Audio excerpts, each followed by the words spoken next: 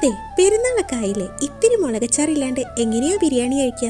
എന്തിനാ ബിരിയാണി, വെറുചോറിക്കാണെങ്കിലും അച്ചാറ് മസ്റ്റാണല്ലോ. അപ്പൊ അതിനായിട്ട് പച്ചമുളകൊക്കെ ഇവിടെ എടുത്തിട്ടുണ്ട്. ഏത് മുളകാണെങ്കിലും കുഴപ്പമില്ല കേട്ടോ. ഇതിപ്പോ നമ്മൾ തൊടുവിലുണ്ടായ മുളകാണ്, അതുകൊണ്ട് അത് വെച്ചിട്ടാണ് നമ്മൾ അച്ചാർ ഉണ്ടാക്കാൻ പോകുന്നത്. ഇനി ഒരു പാനിലേക്ക് കുറച്ച് എണ്ണ ഒഴിച്ചിട്ട് കടുക്, ഉലുവ, ചെറിയ ജീരകം ഇത്രയും ചേർത്തിട്ട് ഒന്ന് പൊട്ടി വരുമ്പോൾ ചെറുതായി അരിഞ്ഞ വെള്ളുള്ളിയും ഇഞ്ചിയും ചേർത്തിട്ട് ഒന്നിങ്ങ് വഴറ്റിയെടുക്കാം. പിന്നെ ഇതിലേക്ക് ക്ലീൻ ചെയ്ത് വെച്ചിരിക്കുന്ന മുളക് കൂടി ചേർത്തിട്ട് എല്ലാം കൂടി മിക്സ് ചെയ്ത് കൊടുക്കാം. മുളകൊക്കെ മോള് പോലെ വീർത്ത് വരുമ്പോൾ കുറച്ച് കറിവേപ്പിലയും മഞ്ഞൾപ്പൊടിയും മുളക് പൊടിയും കൂടി ചേർത്തിട്ട് പച്ചമണം മാറി വരുന്നവരെ ഒന്നിങ്ങ് വഴറ്റിയെടുക്കാം. ഇനി ഒരു കപ്പ് പുളിവെള്ളവും ആവശ്യത്തിനുള്ള ഉപ്പും കൂടി ചേർത്തിട്ട് എല്ലാം കൂടി നന്നായിട്ട് തിളപ്പിച്ചെടുക്കുക. നന്നായിട്ട് തിളച്ച് വരുമ്പോൾ മധുരത്തിന് ആവശ്യമായിട്ട് ഒരു പീസ് ശർക്കര കൂടി ചേർത്ത് കൊടുക്കാം. ശർക്കരയൊക്കെ മെൽറ്റായി തിളച്ച് വരുമ്പോൾ ഫ്ലെയിം ഓഫ് ആക്കിയിട്ട് കുറച്ച് കായപ്പൊടി കൂടി ചേർത്ത് കൊടുക്കുക. ചൂടാറി കഴിയുമ്പോൾ ഒന്നും കൂടി തിക്കായിട്ട് വരും കേട്ടോ.